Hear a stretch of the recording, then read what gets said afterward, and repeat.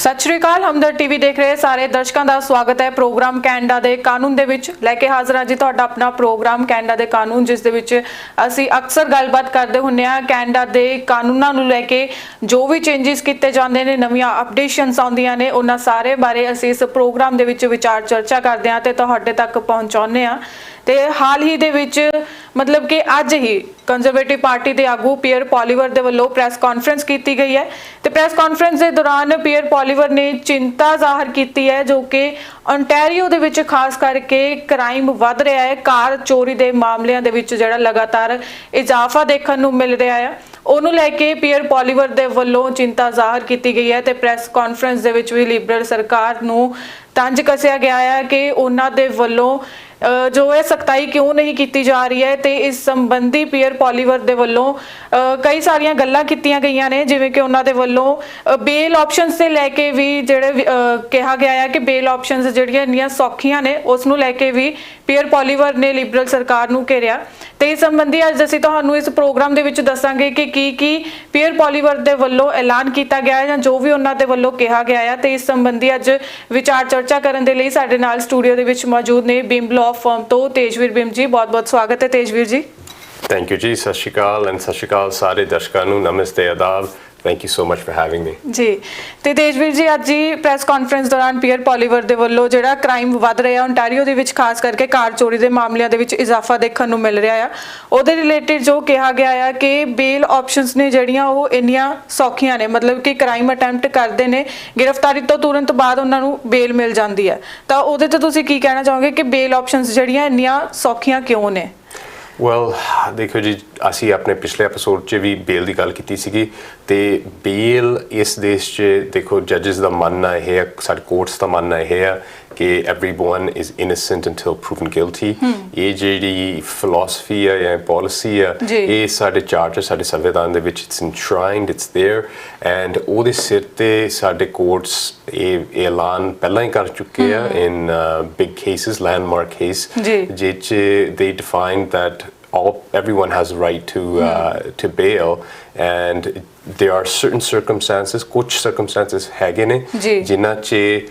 ਉਹ ਬੇਲ ਉਹਨਾਂ ਦੀ ਆਟੋਮੈਟਿਕ ਹੱਕ ਉਹਨਾਂ ਦਾ ਹੱਕ ਨਹੀਂ ਆ। ਉਹ ਸਰਕਮਸਟੈਂਸਸ ਬਹੁਤ ਵੱਡੇ ਜੁਰਮਾਂ ਲਈ ਹੈਗੇ ਨੇ, ਜਿਹੜੇ ਲਾਈਕ ਟ੍ਰੀਜ਼ਨ, ਟੈਰਰਿਜ਼ਮ ਐਂਡ ਇਹੋ ਜਿਹੇ ਵੱਡੇ big charges. But in most scenarios ਜਿਹੜੇ ਸਾਡੇ ਆਮ scenarios ਆ ਉਹਨਾਂ 'ਚ ਹਰ ਇਨਸਾਨ ਨੂੰ ਬੇਲ ਜਿਹੜੀ ਹੁੰਦੀ ਆ ਉਹ ਮੰਨੀ ਜਾਂਦੀ ਹੈ ਕਿ ਇਟਸ ਆਟੋਮੈਟਿਕ ਰਾਈਟ। ਜੀ जी। तो एक ऑटो थैफ्ट नूं लैके जेकर सख्ताई कर दी जाएगी तो उहदे नाल फिर अगे की असर पवेगा? Well, मिस्टर पॉलीवर उन्होंने दो तरीके दी चेंजेस दा जिक्र किया अज दे अनाउंसमेंट च। एक तो उन्होंने बेल दी सख्ताई जिद्दां तुसीं हुणे जिक्र किया ਉਹ ਚੇਂਜ ਲਿਆਉਣ ਦੀ ਮੈਂਸ਼ਨ ਕੀਤਾ ਹੈ ਨਾ। ਸੈਕੰਡਲੀ ਉਹਨਾਂ ਨੇ ਪੈਨਲਟੀਜ਼ ਜਿਹੜੇ ਸਜ਼ਾ ਆ ਬਾਅਦ 'ਚ ਇਹੋ ਜਿਹੇ ਜੁਰਮ ਦੀ ਉਹ 'ਚ ਸਖਤਾਈ ਲਿਆਉਣ ਦੀ ਗੱਲ ਕੀਤੀ ਆ ਨਾ। ਇਹ ਦੋ ਚੀਜ਼ਾਂ 'ਚ ਇੱਕ ਬਹੁਤ ਵੱਡੀ ਇੱਕ ਡਿਸਟਿੰਕਸ਼ਨ ਹੈ ਜਿਹੜੀ ਸਾਨੂੰ ਹਮੇਸ਼ਾ ਜ਼ਹਿਨ 'ਚ ਜਿਹੜੀ ਹੋਣੀ ਚਾਹੀਦੀ ਹੈ। ਉਹ ਇਹ ਹੈ ਕਿ ਬੇਲ ਵੇਲੇ ਜੋ ਇਨਸਾਨ ਉਸ ਸਿਚੁਏਸ਼ਨ ਦੇ ਵਿੱਚ ਆ ਉਸ ਵੇਲੇ ਤੁਸੀਂ ਇੱਕ ਆਰੋਪੀ ਹੋ, ਰਾਈਟ। ਸਰਕਾਰ ਨੇ ਤੁਹਾਡੇ ਤੇ ਆਰੋਪ ਲਾਏ ਆ, ਓਕੇ। ਜਦੋਂ ਤੁਸੀਂ ਮੁਜਰਮ ਕਰਾਰ ਹੋ ਗਏ, ਜੇ ਤੁਹਾਡੇ ਤੇ ਟ੍ਰਾਇਲ ਚੱਲਿਆ ਜਾਂ ਤੁਸੀਂ ਗਿਲਟੀ ਪਲੀ ਕੀਤੀ ਤੇ ਤੁਸੀਂ ਹੁਣ ਮੁਜਰਮ ਕਰਾਰ ਹੋ ਗਏ, ਗੁਨੇਗਾਰ ਹੋ, then ਤੁਸੀਂ ਆਰੋਪੀ ਨਹੀਂ ਰਹੇ, ਤੁਹਾਡੇ ਆਰੋਪ ਪ੍ਰੂਵ ਹੋ ਗਏ, now you're the guilty, right? So charter ਤੁਹਾਨੂੰ ਪ੍ਰੂਵ ਕਰਦੀ ਹੈ until you're proven guilty, quite honestly। ਉਹ ਹੱਕ ਲੋਕਾਂ ਦੇ ਬਚਾਉਂਦੀ ਆ ਜਿਹੜੇ ਜਿਸ ਸਿਚੁਏਸ਼ਨ 'ਚ ਹਰ ਕੋਈ ਬੰਦਾ ਆਪਣੇ ਆਪ ਨੂੰ ਪਾ ਸਕਦਾ ਹੈ, ਰਾਈਟ। ਇੱਕ in the face of a authoritative government or tyrannical government ਜਾਂ ਕੋਈ ਬੰਦਾ ਸਰਕਾਰ 'ਚ ਜਿਹੜੇ ਆਪਣੇ ਆਪਣੇ ਪੋਜੀਸ਼ਨ ਦਾ ਗਲਤ ਫਾਇਦਾ ਚੱਕ ਰਹੇ ਆ, ਉਹ ਕਿਸੇ ਬੰਦੇ ਤੇ ਚਾਰਜ ਲਾ ਦੇਣ, ਰਾਈਟ। ਸੋ ਚਾਰਟਰ ਉਸ ਇਨਸਾਨ ਨੂੰ ਜ਼ਹਿਨ 'ਚ ਰੱਖ ਕੇ ਉਹਨਾਂ ਦੀ ਪ੍ਰੋਟੈਕਸ਼ਨ ਕਰ ਰਿਹਾ ਆ। ਸੋ ਚਾਰਟਰ ਕਹਿੰਦਾ ਆ ਕਿ that's why ਹਰ ਬੰਦਾ bell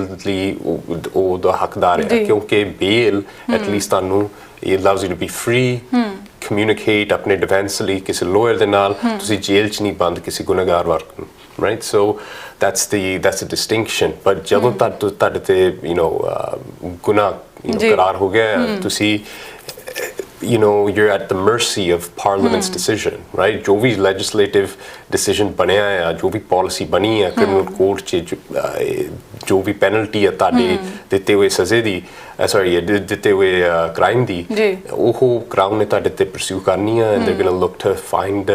you guilty of it and penalize you in accordance with it so that's the main distinction right so ਹੁਣ ਜੇ ਪੀਅਰ ਸਾਹਿਬ ਕਹਿ ਰਹੇ ਆ ਕਿ ਉਹ ਦੋਨੋਂ ਪਾਸੇ ਚੇਂਜ ਲਿਆਉਣ ਦੀ ਕੋਸ਼ਿਸ਼ ਕਰ ਰਹੇ ਆ ਯੂ ਕੈਨ ਇਮੈਜਿਨ ਦੈਟ ਇੱਕ ਪਾਸਿਓਂ ਉਹਨਾਂ ਨੂੰ ਥੋੜੀ ਜ਼ਿਆਦਾ ਪੁਸ਼ਬੈਕ ਮਿਲੂਗੀ ਉਹ ਪਾਸਾ ਹੈ ਬੇਲ ਦਾ ਕਿਉਂਕਿ ਉਸ ਵੇਲੇ ਚਾਰਟਰ ਕਈ ਲੋਕਾਂ ਨੇ ਉਹਦਾ ਸਹਾਰਾ ਲੈ ਕੇ ਉਹ ਡਿਫੈਂਸ ਅੱਗੇ ਰੱਖਣੀ ਹੈ ਕਿ ਦੇਖੋ ਚਾਰਟਰ ਤਾਂ ਕਹਿੰਦਾ ਆ ਕਿ ਸਾਨੂੰ ਬੇਲ ਦਾ ਹੱਕ ਆ ਸੋ ਤੁਸੀਂ ਕਿੱਦਾਂ ਸਾਨੂੰ ਉਸ ਚੀਜ਼ ਤੋਂ ਉਹ ਚੀਜ਼ ਸਾਨੂੰ ਇਨਕਾਰ ਕਰੋਗੇ ਸੋ ਪਰ ਇੱਕ ਗੱਲ ਮੈਂ ਜ਼ਰੂਰ ਸ਼ੇਅਰ ਕਰਨਾ ਚਾਹੂੰਗਾ ਦਰਸ਼ਕਾਂ ਨਾਲ ਕਿ ਈਵਨ ਪੀਅਰ ਸਾਹਿਬ ਨੇ ਅੱਜ he made mention that he would do it for repeat offenders right and so ਉਹ ਇੱਕ ਬਹੁਤ ਇੰਪੋਰਟੈਂਟ ਡਿਸਟਿੰਕਸ਼ਨ ਹੈ ਕਿਉਂਕਿ ਕੋਰਟਸ ਦੇ ਮੂਹਰੇ ਜਦੋਂ ਕੋਈ ਬੰਦਾ ਜਾਂ ਔਰਤ ਬੇਲ ਲਈ ਪੇਸ਼ ਹੁੰਦੇ ਆ ਪਹਿਲੀ ਵਾਰ ਪੇਸ਼ ਹੋ ਰਹੇ ਉਸ ਚੀਜ਼ ਲਈ ਐਟਲੀਸਟ ਉਸ ਵੇਲੇ ਉਹ ਗੱਲ ਦਾ ਸਹਾਰਾ ਲੈ ਸਕਦੇ ਕਿ ਲੋਕ ਇਨੋਸੈਂਟ until proven guilty ਪਰ ਜਦੋਂ ਬਾਰ-ਬਾਰ ਪੇਸ਼ ਹੁੰਦੇ ਉਸੇ ਚੀਜ਼ ਲਈ ਉਹ ਡਿਫੈਂਸ ਲੈਣੀ ਥੋੜੀ ਔਖੀ ਹੋ ਜਾਂਦੀ ਹੈ ਸੋ ਇਨ ਦੈਟ ਕੇਸ ਕੋਰਟ ਵੀ ਉਹਨਾਂ ਤੇ ਥੋੜੀ ਜ਼ਿਆਦਾ ਰਿਸਟ੍ਰਿਕਸ਼ਨ ਪਾਉਂਦਾ ਆ ਸੋ ਲੈਟਸ ਸੇ ਉਹਨਾਂ ਨੂੰ ਬੇਲ ਤੇ ਰਿਲੀਜ਼ ਕਰ ਦੂਗਾ ਪਰ ਸ਼ਾਇਦ ਕਰਾਊਨ ਕਹੂਗੀ ਕਿ ਦੇਖੋ ਇਸ ਇਨਸਾਨ ਤੇ ਇਸ ਵਿਅਕਤੀ ਤੇ ਸਾਨੂੰ ਐਂਕਲ ਮੋਨੀਟਰ ਲਾਣਾ ਚਾਹੀਦਾ ਹੈ ਤਾਂ ਕਿ ਸਾਨੂੰ ਪਤਾ ਰਵੇ ਟ੍ਰਾਇਲ ਤੱਕ ਜਾਂ ਡਿਸਚਾਰਜ ਤੱਕ ਕਿ ਇਹ ਵਿਅਕਤੀ ਕਿੱਥੇ ਆ ਕਿੱਥੇ ਰਹਿੰਦਾ ਆ ਕੀ ਕਰਦਾ ਆ ਤੇ ਜੇ ਗਲਤ ਵੇਲੇ ਦੇਰ ਰਾਤੀ ਬਾਹਰ ਆ ਤੇ ਕਾਹਤੋਂ ਬਾਹਰ ਆ ਉਹ ਨੋਟੀਫਿਕੇਸ਼ਨ ਫਿਰ ਪੁਲਿਸ ਨੂੰ ਚੱਲ ਜਾਂਦੀ ਹੈ ਜੀ ਤੇ ਤੇਜਵੀਰ ਜੀ ਪੀਅਰ ਪੋਲੀਵਰ ਸਾਹਿਬ ਦੇ ਵੱਲੋਂ ਕਿਹਾ ਗਿਆ ਕਿ ਕੈਚ ਐਂਡ ਰਿਲੀਜ਼ ਦਾ ਜਿਹੜਾ ਆਪਸ਼ਨ ਹੈ ਉਹਦੇ ਕਰਕੇ ਜਿਹੜੇ ਕ੍ਰਾਈਮ ਵੱਧ ਰਿਹਾ ਕਿਉਂਕਿ ਗ੍ਰਿਫਤਾਰੀ ਤੋਂ ਬਾਅਦ ਜਲਦੀ ਹੀ ਬੇਲ ਮਿਲ ਜਾਂਦੀ ਹੈ ਉਹਦੇ ਕਰਕੇ ਕ੍ਰਾਈਮ ਇੰਨਾ ਵੱਧ ਰਿਹਾ ਤੇ ਪੀਅਰ ਪੋਲੀਵਰ ਸਾਹਿਬ ਨੇ ਕਿਹਾ ਹੈ ਕਿ ਜੇਕਰ ਮੇਰੀ ਸਰਕਾਰ ਆਏਗੀ ਤਾਂ 6 ਮਹੀਨਿਆਂ ਤੋਂ 3 ਸਾਲ ਦੀ ਸਜ਼ਾ ਕਰ ਦਿੱਤੀ ਜਾਏਗੀ ਜੇ ਕਾਰ ਚੋਰੀ ਦੇ ਮਾਮਲੇ ਦੇ ਵਿੱਚ ਕੋਈ ਫੜਿਆ ਜਾਂਦਾ ਹੈ ਇਹਨੂੰ ਲੈ ਕੇ ਤੁਸੀਂ ਕੀ ਕਹਿਣਾ ਚਾਹੁੰਦੇ ਹੋ ਵੈਲ ਦੇਖੋ ਜੇ ਤਾਂ ਉਹਨਾਂ ਦੀ ਮੈਜੋਰਟੀ ਸਰਕਾਰ ਆਉਂਦੀ ਹੈ ਤੇ ਉਹ ਜੋ ਮਰਜ਼ੀ ਆਪਣੇ ਜੋ ਮਰਜ਼ੀ ਚੈੱਕ ਕਰ ਸਕਦੇ ਆ ਸੋ it's all about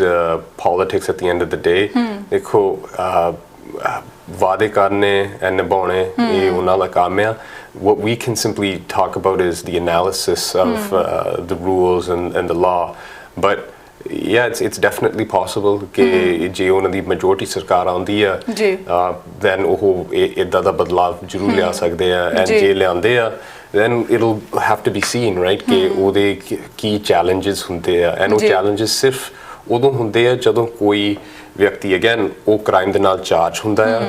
ਤੇ ਉਹ ਆਪਣੀ ਡਿਫੈਂਸ ਤਿਆਰ ਕਰਦਾ ਰਾਈਟ ਉਹਦੇ ਕੋਲ ਵਕੀਲ ਹੁੰਦਾ ਆ ਐਂਡ ਉਹ ਆਪਣਾ ਕੇਸ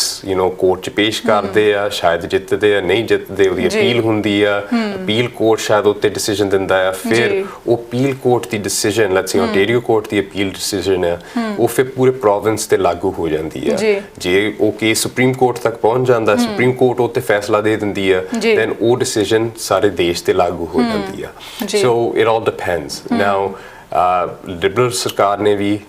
2019 ਚ ਕ੍ਰਿਮੀਨਲ ਕੋਰਟ 'ਚ ਬਹੁਤ ਵੱਡੇ ਬਦਲਾਵ ਲਿਆਂਦੇ ਸੀਗੇ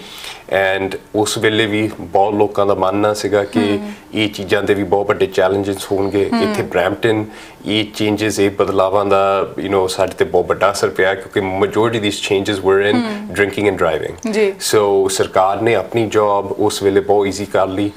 ਵਿਦ ਦ ਚੇਂਜਸ ਉਹ ਤੁਹਾਨੂੰ ਗੱਡੀ ਦੇ 2 ਘੰਟੇ ਬਾਅਦ ਆਪਰੇਸ਼ਨ ਦੇ motor vehicle operation ਤੇ 2 ਘੰਟੇ ਬਾਅਦ ਵੀ ਤੁਹਾਨੂੰ breathalyze ਕਰ ਸਕਦੇ ਆ right and so basically ਉਹਨਾਂ ਨੇ ਜਿੰਨੇ ਵੀ ਲੂਪ ਹੋਲ ਸੀਗੇ ਜਿਨ੍ਹਾਂ ਦੇ ਥਰੂ ਬਹੁਤ ਕ੍ਰੀਏਟਿਵ ਡਿਫੈਂਸ ਲਾਇਰਸ ਆਪਣੇ ਕਲਾਇੰਟਸ ਨੂੰ ਬਚਾਉਂਦੇ ਸੀਗੇ ਉਹਨਾਂ ਨੂੰ ਉਹ ਲੂਪ ਹੋਲਸ ਨੂੰ ਕਵਰ ਕਰਨ ਦੀ ਕੋਸ਼ਿਸ਼ ਕੀਤੀ ਆ ਸੋ they've made their job easier and now again ਜੇ ਕੋਈ ਬਦਲਾਵ ਲਿਆਉਂਦੇ ਆ ਉਹ again it's never really in the defense ਦੇ ਹੱਕ 'ਚ ਤਾਂ ਨਹੀਂ ਹੁੰਦਾ ਲੋਕਾਂ ਦੇ ਹੱਕ 'ਚ ਨਹੀਂ ਹੁੰਦਾ and it's usually in the favor of the government usually in the favor of more stricter implementation of the law so ਉਹਦਾ ਚੈਲੰਜ ਸਿਰਫ ਕੋਰਟਸ 'ਚ ਹੁੰਦਾ ਹੈ, ਉਹ ਬਾਅਦ 'ਚ ਦੇਖਿਆ ਜਾਊਗਾ। ਜੀ ਬਿਲਕੁਲ। ਤੇ ਤੇਜਵੀਰ ਜੀ, ਜਿਵੇਂ ਪੀਅਰ ਪੋਲੀਵਰ ਸਾਹਿਬ ਨੇ ਕਿਹਾ ਹੈ ਕਿ 3 ਸਾਲ ਦੀ ਸਜ਼ਾ ਕਰ ਦਿੱਤੀ ਜਾਊਗੀ ਜੇ ਕੋਈ ਕ੍ਰਾਈਮ ਕਰੂਗਾ, ਤਾਂ ਤੁਹਾਨੂੰ ਕੀ ਲੱਗਦਾ ਕਿ ਇਹਦੇ ਨਾਲ ਕ੍ਰਾਈਮ ਘਟੂਗਾ 3 ਸਾਲ ਦੀ ਸਜ਼ਾ ਦਾ ਨਾਮ ਸੁਣ ਕੇ, ਜਾਂ ਫਿਰ ਇਹਨਾਂ ਨੂੰ ਕੋਈ ਹੋਰ ਵੀ ਪੈਨਲਟੀ ਵਗੈਰਾ ਲਗਾਉਣੀ ਚਾਹੀਦੀ ਹੈ ਨਾਲ? Well, it's hard to say. ਜੇ ਅਸੀਂ ਕਦੇ ਨੰਬਰਸ ਦੇਖੀਏ, ਸਟੈਟਿਸਟਿਕਸ ਦੇਖੀਏ, ਤੇ it's not definitive ਕਿ ਸਜ਼ਾ ਜ਼ਿਆਦਾ ਕਰਕੇ, ਸਟ੍ਰਿਕਟ ਕਰਕੇ ਕ੍ਰਾਈਮ ਘਟ ਜਾਂਦਾ ਆ। ਦੇਖੋ, ਜੇ ਤੁਸੀਂ ਇੱਕ ਪਾਰਟਿਕੂਲਰ ਤਰੀਕੇ ਦਾ ਕ੍ਰਾਈਮ ਔਖਾ ਕਰਤਾ ਜਾਂ ਉਹਦੇ ਪਿੱਛੇ ਕਾਸਟ ਜ਼ਿਆਦਾ ਲਾਤੀ, ਦੈਨ ਜਿਹੜੇ ਕ੍ਰਿਮੀਨਲ ਆ ਉਹਨਾਂ ਨੇ ਕੋਈ ਹੋਰ ਲਾਈਨ ਲੱਭ ਲੈਣੀ ਆ, right? It's more of an issue of the economy, right? ਇਹ ਗੱਲ ਮੈਂ ਕਈ ਵਾਰ ਇਸ ਸ਼ੋਅ ਤੇ ਕਹਿਣਾ ਹੁੰਦਾ, ਮੈਨੂੰ ਕਈ ਵਾਰ ਲੋਕੀ they don't understand maybe, but ਜੇ ਤੁਹਾਡੇ economic ਹਾਲਾਤ, right, ਬਹੁਤ ਮਾੜੇ ਆ, ਵਿੱਤੀ ਤੰਗੀ ਬਹੁਤ ਹੈ ਲੋਕਾਂ 'ਚ, there's generally going to be more crime, right? So ਜਦ ਤੱਕ ਅਸੀਂ ਆਪਣੇ ਇੱਥੇ we don't address our economic concerns, we're really not going to address the criminal concerns, right? ਜਦ ਤੱਕ ਇੱਥੇ housing issue ਉਹ ਥੋੜਾ ਕਾਬੂ 'ਚ ਨਹੀਂ ਆਉਂਦਾ, ਉਹਦੇ ਨਾਲ ਜਿਹੜੇ cascading ਜਿਹੜੇ economic issues ਹੈਗੇ ਉਹ ਨਹੀਂ ਥੋੜੇ ਕਾਬੂ 'ਚ ਆਉਂਦੇ, and mainly our infrastructure ਜਿਹੜਾ seems to be lagging behind, it's not keeping up with ਜਿੰਨੇ ਲੋਕ ਅਸੀਂ ਹਰ ਸਾਲ ਮੰਗਾ ਰਹੇ ਹਾਂ, ਉਹਨਾਂ ਨੂੰ ਮੰਗਾਉਣਾ ਚਾਹੀਦਾ ਆ, ਪ੍ਰੋਪਰ ਉਹਨਾਂ ਦੀ ਇਮੀਗ੍ਰੇਸ਼ਨ ਹੋਣੀ ਚਾਹੀਦੀ ਆ, ਪਰ ਉਹਨਾਂ ਨੂੰ ਪ੍ਰੋਪਰ ਇਨਫਰਾਸਟ੍ਰਕਚਰ ਉਹਨਾਂ ਦੀ ਸਹੂਲਤ ਲਈ ਵੀ ਹੋਣਾ ਚਾਹੀਦਾ ਆ, right? So we need to make sure that Canada is fit to accept everyone, right? So ਉਹ ਚੀਜ਼ਾਂ ਜਦ ਤੱਕ ਅਸੀਂ ਨਹੀਂ ਐਡਰੈਸ ਕਰਦੇ, I don't think the crime issue is going to be resolved. ਤੇ ਤੇਜਵੀਰ ਜੀ, ਕ੍ਰਾਈਮ ਤਾਂ ਕਿੰਨੀ ਤਰ੍ਹਾਂ ਦਾ ਹੁੰਦਾ ਆ ਤੇ ਅਕਸਰ ਹੀ ਮਾਮਲੇ ਸਾਹਮਣੇ ਆਉਂਦੇ ਰਹਿੰਦੇ ਨੇ, ਪਰ ਜਿਹੜਾ ਫਿਲਹਾਲ ਜਿਹੜਾ ਟੌਪਿਕ ਮਤਲਬ ਮੇਨ ਜਿਹੜਾ ਕ੍ਰਾਈਮ ਚੱਲ ਰਿਹਾ ਆ ਉਹ ਹੈਗਾ ਆ ਕਾਰ ਚੋਰੀਆਂ ਦਾ, ਤਾਂ ਕਿੰਨੇ ਕੁ ਮਾਮਲੇ ਆਉਂਦੇ ਨੇ ਕਾਰ ਚੋਰੀਆਂ ਦੇ? Well, ਕਾਰ ਚੋਰੀਆਂ ਦੇ ਜ਼ਿਆਦਾਤਰ ਸਾਨੂੰ ਕੰਪਲੇਂਟਾਂ ਹੀ ਆਉਂਦੀਆਂ ਆ। It's more so folks trying to figure out ਕਿ ਉਹ ਕੀ ਕਰ ਸਕਦੇ ਆ, ਉਹਨਾਂ ਦੇ ਨਾਲ usually ਕੁਝ ਹਾਦਸਾ ਹੋਇਆ ਹੁੰਦਾ ਆ। We generally not receive defense requests for that as of yet. ਮੈਂ ਇੰਨਾ ਕਹਿਣਾ ਚਾਹੂੰਗਾ ਕਿ I don't think ਜਿਹੜੇ car thief rings ਹੈਗੇ ਆ, I don't believe they're very lucrative for the actors at the bottom. ਮੇਰਾ ਕਹਿਣ ਦਾ ਮਤਲਬ ਪੰਜਾਬੀ 'ਚ ਇੰਨਾ ਕਹਿਣ ਦਾ ਮਤਲਬ ਇਹ ਆ ਕਿ ਜਿਹੜੇ in reality ਕਾਰ ਚੋਰੀਆਂ ਕਰਦੇ ਆ bottom level ਤੇ, ਜਿਹੜੇ ਚੋਰ ਹੈਗੇ ਆ, I don't think they're very lucrative. I don't think ਉਹ millions of dollars ਕਮਾ ਰਹੇ ਆ, I don't think ਉਹ ਬਹੁਤ ਸਾਰਾ ਪੈਸਾ ਕਮਾ ਰਹੇ ਆ। I know that the rings perhaps ਜਿਹੜੇ ਪੂਰੇ ਕਾਰ theft ਦੇ rings ਆ as a whole ਉਹ ਪੈਸਾ ਬਣਾ ਰਹੇ ਆ, ਜਿਹੜੇ top level ਦੇ ਸ਼ਾਇਦ ਬੰਦੇ ਉਹ ਪੈਸਾ ਬਣਾ ਰਹੇ ਆ, but everyone at the bottom ਇੱਕ ਤਾਂ risk ਬਹੁਤ ਵੱਡਾ ਲੈ ਰਹੇ ਆ, and if you look at the folks who are arrested, right, ਜਿਨ੍ਹਾਂ ਦੇ news 'ਚ ਖਬਰਾਂ ਆਉਂਦੀਆਂ ਆ, it doesn't seem like anyone's doing that well. So again, defense karni with a defense lawyer is not a cheap task. It's very expensive, and majority of folks jede low socioeconomic class ਚੋਂ ਹੁੰਦੇ ਆ ਜਾਂ ਇੱਦਾਂ ਦੇ crimes ਕਰ ਰਹੇ ਹੁੰਦੇ ਆ, generally they're taking legal aid. Unfortunately ਸਾਡਾ ਆਫਿਸ legal aid offer ਨਹੀਂ ਕਰਦਾ, but yeah, majority concern ਸਾਡੇ ਜਿਹੜੇ ਆਉਂਦੇ ਆ ਉਹ ਸਾਡੇ homeowners ਤੋਂ ਹੁੰਦੇ ਆ, ਸਾਡੇ ਬਰੈਂਪਟਨ ਦੀ ਕਮਿਊਨਿਟੀ ਜਾਂ Mississauga the community. And again, it's mainly, ਅਸੀਂ ਇਹ ਗੱਲ ਸ਼ੋਅ ਤੇ ਵੀ ਕਈ ਵਾਰ ਜ਼ਿਕਰ ਕੀਤਾ ਹੈ ਕਿ it's mainly because ਹੁਣ ਸਾਡੀ ਕਮਿਊਨਿਟੀ ਕੋ ਬਹੁਤ ਮਹਿੰਗੀਆਂ ਗੱਡੀਆਂ ਆ, right, and ਸਾਰੇ ਡਰਾਈਵੇ ਤੇ ਖੜੀਆਂ ਆ, and it's very easy, ਚੋਰ ਦੇ ਨਜ਼ਰੀਏ ਤੋਂ ਦੇਖੀਏ ਤਾਂ ਲੱਖਾਂ ਦੀ ਗੱਡੀ ਤੁਹਾਡੇ ਮੂਹਰੇ ਬੈਠੀ, right, and it's like ਉਹਨਾਂ ਦੇ ਮੂਹਰੇ ਬੋਰਾ ਰੱਖ ਦੋ ਤੁਸੀਂ ਕੈਸ਼ ਭਰਿਆ, that's what it's looking like to them, right? ਨਾ ਹੁਣ ਤੁਹਾਡੇ ਡਰਾਈਵੇ ਤੇ ਨਾ ਕੋਈ ਗੇਟ ਨਾ ਕੁਛ, so the environment ਇਸ ਕ੍ਰਾਈਮ ਲਈ ਬਹੁਤ ਵਧੀਆ ਬਣ ਗਿਆ ਇਸ ਕ੍ਰਾਈਮ ਲਈ। ਜੀ। ਤੇ ਤੇਜਵੀਰ ਜੀ, ਜਿਵੇਂ ਕਿ ਟਰੂਡੋ ਸਰਕਾਰ ਨੂੰ ਇਹਨੂੰ 8 ਸਾਲ ਹੋ ਚੁੱਕੇ ਨੇ, ਤੇ ਉਹਨਾਂ ਦੇ ਵੱਲੋਂ ਕੀ ਚੇਂਜਸ ਕੀਤੇ ਗਏ ਨੇ ਕਾਨੂੰਨ ਨੂੰ ਲੈ ਕੇ? Well, main changes ਸੀਗੇ 2019 ਚ, and again like I mentioned, ਉਹ changes ਸੀਗੇ ਜ਼ਿਆਦਾਤਰ drinking and driving ਨੂੰ related, again majority ਜੇ ਦੇਖਿਆ ਵੀ ਜਾਵੇ ਤੇ majority ਸਾਡਾ crime ਜਾਂ ਸਾਡੇ deaths are related to roadside impairment, and so it's the crime that the government had to address. ਇਹ ਗੱਲ ਹੋ ਰਿਹਾ, ਕਈ ਲੋਕ ਮੰਨਦੇ ਆ ਕਿ ਜਿਸ ਤਰੀਕੇ ਨਾਲ ਉਹਨਾਂ ਨੇ laws implement ਕੀਤੇ ਉਹ ਗਲਤ ਆ, ਕਈ ਲੋਕ ਮੰਨਦੇ ਆ obviously ਕਿ ਠੀਕ ਆ ਕਿ ਜ਼ਿਆਦਾ ਸਖਤੀ ਹੋਣੀ ਚਾਹੀਦੀ ਹੈ against drinking and driving. ਤੇ ਇਸ ਵਿੱਚ ਪਿਛਲੇ ਹਫਤੇ ਹੀ ਸ਼ਾਇਦ ਫੈਡਰਲ ਸਰਕਾਰ ਦੇ ਵੱਲੋਂ ਬਿਆਨ ਆਇਆ ਸੀਗਾ ਕਿ ਫੈਡਰਲ ਸਰਕਾਰ $121 ਮਿਲੀਅਨ ਦੀ ਫੰਡਿੰਗ ਦੇ ਰਹੀ ਹੈ ਓਨਟਾਰੀਓ ਪੁਲਿਸ ਨੂੰ, ਖਾਸ ਕਰਕੇ ਕਿਉਂਕਿ ਓਨਟਾਰੀਓ ਦੇ ਵਿੱਚ ਚੋਰੀਆਂ ਦੇ ਮਾਮਲੇ ਵੱਧ ਰਹੇ ਨੇ। ਤਾਂ ਕੀ ਫੰਡਿੰਗ ਦੇਣ ਦੇ ਨਾਲ ਇੱਦਾਂ ਕੁਝ ਕਰਨ ਦੇ ਨਾਲ ਜਿਹੜੇ ਮਾਮਲਿਆਂ ਤੇ ਠੱਲ ਪਾਈ ਜਾ ਸਕਦੀ ਹੈ? Well, ਉਹਦੀ ਲੋੜ ਤਾਂ definitely ਹੈਗੀ ਆ. It's never a good idea not to give the police money or to take away money from the police, but ਉਹਦਾ ਕਿੱਥੇ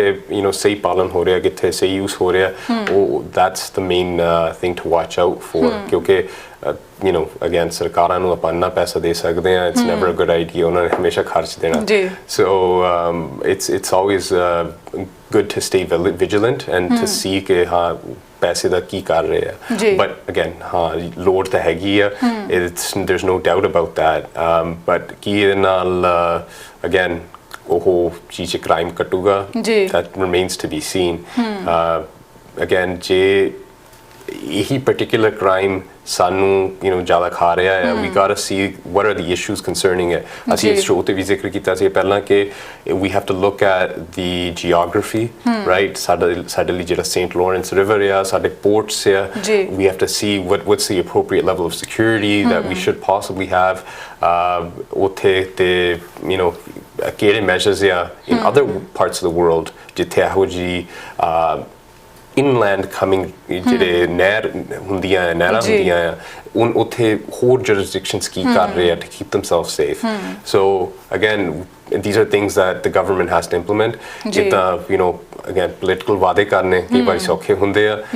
but to do the real work is sometimes more difficult, ਜੋ ਅਸੀਂ ਦੇਖ ਰਹੇ ਆ, right? ਜੇ ਅਸੀਂ ਕੀਤਾ ਹੁੰਦਾ the real taking the real steps, ਸ਼ਾਇਦ ਅੱਜ ਇੱਥੇ ਨੌਬਤ ਨਾ ਹੁੰਦੀ। ਜੀ ਤੇ ਤੇਜਵੀਰ ਜੀ ਐਜ਼ ਅ ਲਾਇਰ ਤੁਹਾਨੂੰ ਕੀ ਲੱਗਦਾ ਆ ਕਿ ਕ੍ਰਾਈਮ ਨੂੰ ਘਟਾਉਣ ਦੇ ਲਈ ਕਿਹੜੇ ਸਟੈਪਸ ਚੱਕੇ ਜਾਣੇ ਚਾਹੀਦੇ ਨੇ? Well, number one step ਜਿੱਦਾਂ ਆਪਾਂ ਹੁਣੇ ਪਹਿਲਾਂ ਹੀ ਜ਼ਿਕਰ ਕੀਤਾ ਹੈ ਕਿ we got to make sure that ਦੇਸ਼ 'ਚ ਜਿਹੜੀ ਇਕੋਨਮੀ ਆ ਉਹ ਹਰੇਕ ਲਈ ਹਰੇਕ ਨੂੰ ਸਰਵ ਕਰ ਰਹੀ ਹੈ, ਕਿ ਹਰ ਬੰਦਾ ਕੁਛ ਨਾ ਕੁਛ ਆਪਣੇ ਲਈ ਕਰ ਸਕਦਾ ਆ, and the economy can move themselves up, social mobility ਹੈਗੀ ਆ। ਜਦ ਉਹ ਚੀਜ਼ ਖੋ ਜਾਂਦੀ ਆ